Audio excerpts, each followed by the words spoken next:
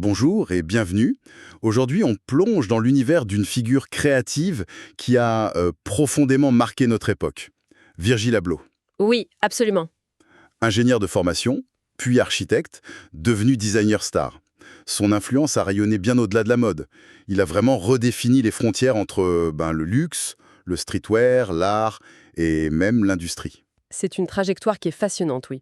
Virgil Abloh, né en 1980, disparu si jeune en 2021, il a laissé une empreinte, mais vraiment indélébile. Et pour notre discussion, on s'appuie sur des éléments d'un article assez fouillé, Virgil Abloh, l'architecte du luxe open source. Voilà, notre objectif donc c'est de décortiquer un peu ce parcours qui est complètement hors norme. Comment quelqu'un qui sort d'études de génie civil arrive à la tête de la création homme chez Louis Vuitton. C'est quand même fou. C'est ça. Et qu'est-ce qui se cache derrière sa fameuse règle des 3%, ou cette approche de créativité en open source? C'est ce mélange assez unique de rigueur technique et d'intuition culturelle qu'on va essayer de cerner. En effet. Il ne s'agit pas seulement de voir ce qu'il a fait, mais surtout comment il l'a fait. Et quel impact ça a eu sur la durée. Sa méthode, en fait, était aussi importante que le résultat final lui-même. Alors justement, commençons par le commencement, parce que son parcours initial, c'est déjà une première clé, je pense. Né en 80 à Rockford, Illinois, parents immigrés ghanéens, et ses études, bon, c'est pas du tout le chemin classique d'un créateur de mode. Ah non, clairement pas. Et c'est sans doute un des aspects les plus fondamentaux pour comprendre sa singularité.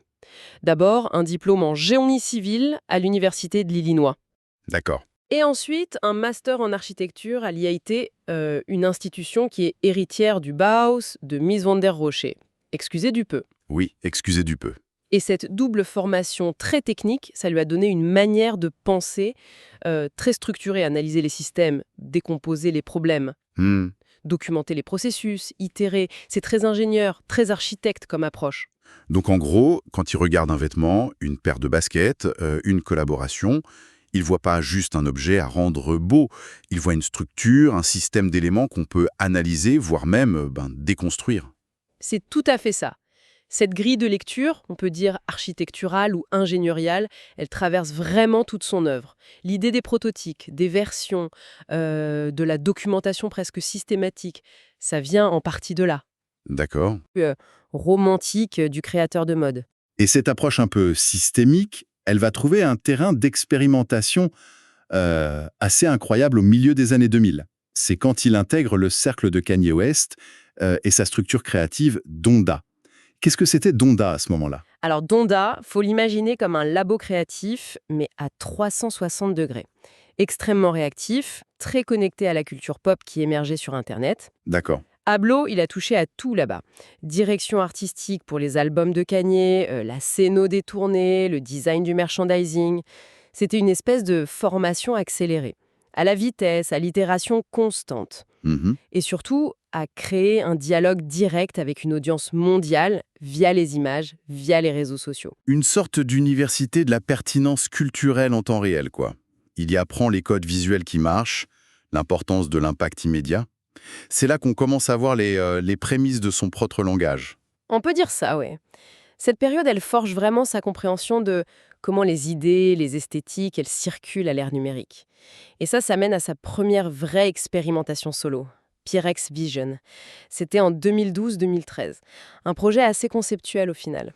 Conceptuel, oui, et assez clivant si, non? Des chemises de rugby Ralph Lauren, des suites champions achetés en gros, Oui. sur lesquels il sérigraphie Pyrex et le numéro 23. Et il les vend à des prix très élevés. C'était quoi le message derrière ça? C'était une provoque, mais une provoque calculée. Un commentaire sur la notion de valeur ajoutée, sur le pouvoir du contexte, du branding. Hmm. En mettant juste un nom et un numéro, bon, des références au deal de drogue et à Michael Jordan, sur un objet qui existait déjà, il questionnait ce qui transforme un produit banal en objet de désir. C'était déjà du détournement, une sorte de ready-made, mais appliqué au streetwear. Malin. Un coup d'essai qui a fait pas mal de bruit et qui a préparé le terrain pour Off-White, lancé juste après, en 2013, à Milan. Et là, on entre vraiment dans le cœur de son style, reconnaissable entre tous. Oui, Off-White, ça devient sa vraie plateforme d'expression. C'est là qu'il déploie son vocabulaire visuel, très cohérent, identifiable tout de suite. Les fameuses bandes diagonales noires et blanches inspirées de la signalétique urbaine. Oui, les passages piétons, presque. C'est ça, les flèches croisées. Et surtout, cet usage très, très particulier des guillemets. Ah, les fameux guillemets, hein. Shoelaces écrit sur des lacets, sculpture sur un sac, walking sur des bottes, c'est devenu sa signature. Mais au-delà du gimmick, c'était quoi la fonction de ces guillemets? Juste de l'ironie? C'est une forme d'ironie, oui, mais une ironie assez spécifique. C'est pas tant une moquerie, je pense, c'est plus une manière de souligner, de mettre en évidence, de commenter la fonction ou la nature de l'objet. D'accord. C'est comme s'il ajoutait une note de bas de page ou une légende de musée, mais directement sur le produit. Ça force celui qui regarde à prendre conscience de l'objet en tant que construction, en tant que signe. Ça met une distance critique, tout en affirmant l'identité de la marque, quoi. Une sorte de métalangage appliqué au produit, en fait. Et il y avait aussi ces colliers de serrage en plastique rouge, les zip ties, qu'on voyait sur beaucoup de produits, surtout les chaussures. Encore un signe distinctif. Exactement. Ces éléments, les guillemets, les zip-ties, les diagonales, ça fonctionne comme un kit graphique, des marqueurs qui signalent l'intervention du designer, qui commentent l'objet. Ils participent à cette idée de rendre visible le processus de design, ou au moins de le signifier. C'est une esthétique qui parle de sa propre fabrication, de son contexte. Et cette méthode, cette esthétique du commentaire, de la déconstruction visible, elle a littéralement explosé avec ses collaborations. Celle avec Nike, The Ten, en 2017, ça reste un moment marquant. Ah oui, fondamental. Pour The Ten, il a revisité 10 modèles iconiques de Nike. La Air Jordan 1, la Air Max 90, la Blazer. Son approche était presque chirurgicale. Il a ouvert ses chaussures. C'est ça. Il a révélé leur couche interne, utilisé des matériaux translucides, ajouté des coutures apparentes, des inscriptions comme Air, entre guillemets bien sûr, et le fameux zip tie rouge. Il a transformé des objets de conso de masse en pièces de collection quasi conceptuelles. Des manifestes de sa méthode, en fait. Chaque chaussure devenait une leçon de design. C'est exactement ça. Il a montré comment on pouvait respecter l'icône tout en la réinterprétant radicalement, en exposant sa structure. Et le succès a été phénoménal. Ça a vraiment cimenté sa réputation de force créative, capable de parler aussi bien au monde du streetwear qu'à celui du design plus intello. Et cette approche collaborative, il l'a appliquée à une échelle assez impressionnante. On pense à Nike, mais il y a eu Ikea, avec la collection Marquera, qui jouait aussi sur les annotations, le détournement. Oui, la chaise avec Keep Off. Exactement. Les valises transparentes avec Rimowa, Evian, Mercedes-Benz pour réinventer un classe G. Il semblait pouvoir appliquer sa méthode à n'importe quoi, en fait. Ce qui est intéressant avec toutes ces collabs, c'est que ça montre que son approche, elle n'était pas limitée à la mode. Il voyait le design comme une discipline transversale. Hmm. Capable de s'appliquer à différentes échelles, différents types d'objets. Chaque collab, c'était un peu un terrain de jeu pour tester ses idées. La transparence, la notation, le détournement, la valeur. L'expo Figures of Speech, d'ailleurs, qui a commencé à Chicago en 2019, elle illustrait parfaitement cette vision systémique de son travail. Et ça le présentait comme un créateur total. Mode, musique, art, mobilier. Et cette reconnaissance, elle culmine en 2018 avec une nomination qui a fait l'effet d'une bombe, directeur artistique homme chez Louis Vuitton, un tournant majeur. Ah oui, un moment historique. Il devenait l'un des tout premiers designers afro-américains à ce poste, dans une maison de luxe parisienne aussi emblématique. Beaucoup y ont vu le symbole d'une nouvelle ère, l'arrivée officielle de la culture streetwear au sommet du luxe. Et il n'a pas fait les choses à moitié. Ces défilés pour Vuitton sont devenus des événements culturels, très attendus bien au-delà du cercle de la mode. Je pense à ce premier défilé avec le podium arc-en-ciel dans les jardins du Palais Royal. Incroyable. Il a vraiment utilisé la plateforme et les moyens de Louis Vuitton pour créer des expériences totales. Les décors étaient souvent des manifestes en eux-mêmes. L'arc-en-ciel pour la diversité, une place de Paris reconstituée avec des nuages pour le rêve. Le casting aussi, très important. Oui. Beaucoup plus inclusif, plus représentatif de la jeunesse mondiale. Il a insufflé une énergie nouvelle, une connexion directe avec la culture contemporaine, tout en respectant l'héritage et les savoir-faire exceptionnels de la maison. C'était un équilibre délicat à trouver, j'imagine, injecter cette énergie street sans diluer l'image de luxe de Vuitton. Visiblement, LVMH a été convaincu puisqu'en 2021, non seulement ils ont pris une part majoritaire d'Off-White, mais ils lui ont aussi confié un rôle élargi pour diffuser son approche innovante dans d'autres domaines du groupe. Ça montre à quel point sa vision était perçue comme stratégique, Capable de connecter le groupe avec de nouvelles générations, de nouvelles formes de désir, sa capacité à générer de la conversation culturelle, c'était devenu un atout majeur. Revenons un peu à sa méthode. On entend souvent parler de sa règle des 3%. Qu'est-ce que ça veut dire concrètement? C'était une formule magique. C'est une conceptualisation qu'il utilisait, oui, pour décrire une partie de sa démarche. L'idée, c'est qu'il n'est pas forcément nécessaire de réinventer complètement un objet pour créer quelque chose de pertinent. Parfois, une modification minimale de l'ordre de 3%, selon lui, sur un objet déjà iconique. Mhm. Donc c'est l'art du tweak, de la petite altération qui fait sens sur une base connue. Plutôt que la rupture absolue, on joue sur la recontextualisation subtile. C'est une des facettes de son travail, oui. Pensez aux Air Jordan 1 de Ten. La silhouette de base, on la reconnaît tout de suite. Mais les quelques modifs, matériaux, coutures, textes, suffisent à la transformer en un objet complètement nouveau qui porte un discours différent. C'est une forme d'intelligence créative qui repose beaucoup sur la connaissance des références et la capacité à les manipuler avec justesse. Et ce qui est frappant, c'est qu'il ne se contentait pas d'appliquer cette méthode. Il tenait à l'expliquer, à la rendre transparente. Cette dimension pédagogique, elle semble centrale chez lui. Ah oui, elle est absolument cruciale. Ablo, c'était un communicant hors pair, mais aussi un pédagogue, vraiment. Il partageait ses moodboards sur Insta, il a noté ses propres créations pour expliquer les références, les intentions. C'est vrai. Il donnait énormément de conférences, d'interviews où il décortiquait son processus. Il partageait même des ressources, des PDF. Il y avait une volonté presque militante de démystifier la création. Pourquoi cette obsession de la transparence? C'était juste du marketing ou il y avait une motivation plus profonde? Je pense que c'était les deux et que c'était lié.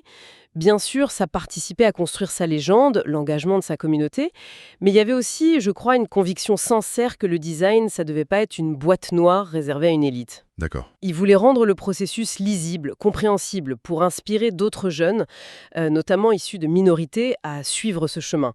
Il parlait de cheat code, de donner les clés pour décrypter et s'approprier le langage de la création. Et cette volonté d'ouvrir les portes, on la retrouve d'ailleurs dans son engagement social plus direct, c'est ça? Tout à fait. Il était très conscient de sa position unique en tant qu'homme noir arrivé au sommet d'une industrie historiquement très blanche, très fermée, et il a très tôt multiplié les initiatives pour favoriser l'accès aux carrières créatives.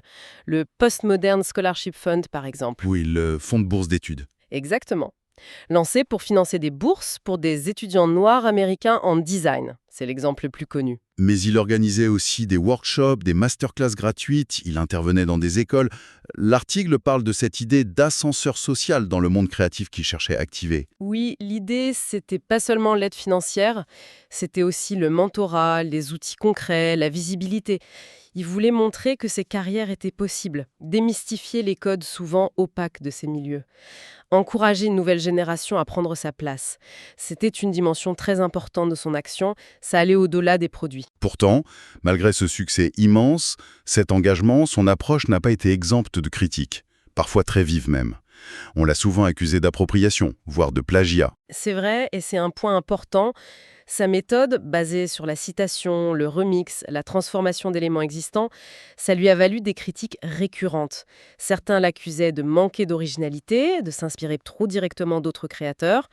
On a souvent cité Raf Simons, Dieter Rams, Oui, sans toujours le reconnaître explicitement au début. D'autres critiquaient une certaine simplicité ou superficialité de ces concepts, les guillemets, la règle des 3%. et comment il se défendait, lui, face à ça? C'était quoi sa propre lecture de ce processus? Il revendiquait assez ouvertement cette culture du remix. Il comparait ça souvent à celle du DJ ou du producteur de hip-hop qui sample des morceaux existants pour créer autre chose. D'accord, la logique du sample. C'est ça. Pour lui, à l'ère d'Internet où tout est visible, accessible, partageable, la créativité, elle passait moins par l'invention sortie de nulle part que par la recontextualisation intelligente, la citation, la transformation. Il insistait beaucoup sur l'importance de documenter le processus comme une forme de justification et de partage de ses sources. Hmm. Cela dit, le débat sur l'originalité versus l'appropriation dans son travail, il est resté vif.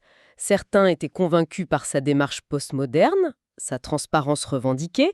D'autres continuaient d'y voir une forme de facilité ou un manque de respect pour les créateurs originaux.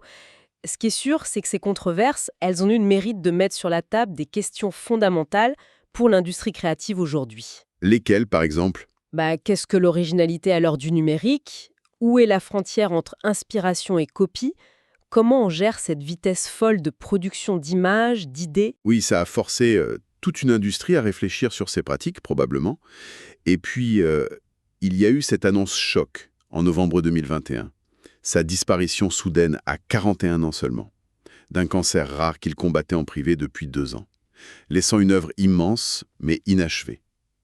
Quel héritage principal on retient aujourd'hui? L'héritage, il est multiple et profond.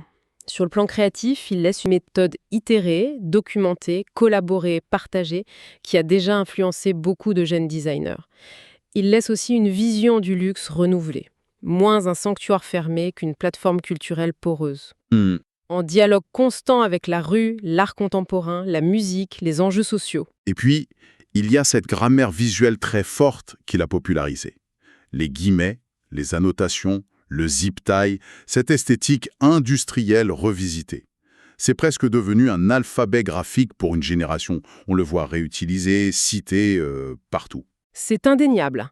Son langage visuel a marqué les esprits, il continue d'infuser la création contemporaine, mais son héritage, c'est aussi, et peut-être surtout, l'impact humain. Le réseau de talents qu'il a aidé à faire émerger, les portes qu'il a ouvertes, l'inspiration qu'il a donnée à tant de jeunes créatifs issus de parcours non traditionnels. Il a prouvé qu'un autre chemin était possible. Si on devait essayer de synthétiser les grandes idées qui ressortent de notre discussion, quels seraient les points cardinaux?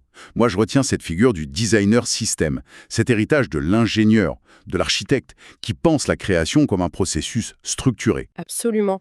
Et cette capacité unique à jeter des ponts solides et crédibles entre la culture streetwear et l'univers du luxe, deux mondes qu'on a longtemps vus comme opposés. L'idée d'une culture créative open source aussi, basée sur le partage, la documentation, la transparence du processus, c'est fondamental. Sans oublier la règle des 3%, comme illustration de cette approche de la micro-altération qui fait sens. Cette façon de créer du neuf en jouant sur les références existantes. Et, bien sûr, cet engagement très fort pour la démocratisation de l'accès aux métiers créatifs. Cette notion d'ascenseur social qu'il a tenté d'incarner et de promouvoir. Pour ceux qui s'intéressent à la création aujourd'hui, les leçons sont nombreuses, oui. Pensez le produit comme un support de narration, un média en soi. Utilisez la collaboration, pas juste comme un outil marketing, mais comme un vrai levier de R&D. Comprendre que la documentation, le partage du processus, ça crée une valeur culturelle qui dépasse l'objet lui-même. Développer un système de signes fort, reconnaissable. Et peut-être aussi cette idée d'une responsabilité qui incombe à ceux qui réussissent. Transmettre, ouvrir des voies, partager ses connaissances, ses réseaux. Finalement, pourquoi c'est si pertinent de se replonger dans l'œuvre et le pensée de Virgil Abloh aujourd'hui? Qu'est-ce que ça nous dit sur notre époque? Parce que son parcours, sa méthode, c'est un miroir grossissant des transformations profondes qui traversent pas seulement la mode et le design, mais aussi la manière dont les idées, la valeur, la culture circulent à l'ère numérique.